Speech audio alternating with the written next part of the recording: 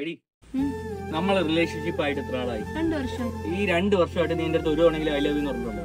സമയാവുമ്പോ പറയാം. എന്തിനു സമയം? 2 വർഷം കഴിഞ്ഞില്ലേ?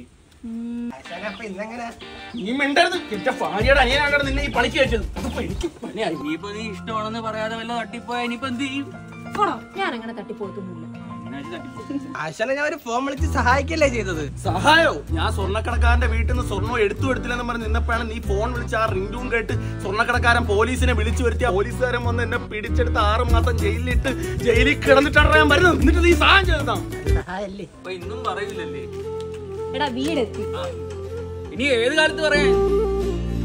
ഇത് പിടിച്ചോ, ആവശ്യം വരും. കൂട്ട് തുറക്കാനോ ഇളക്കാനോ.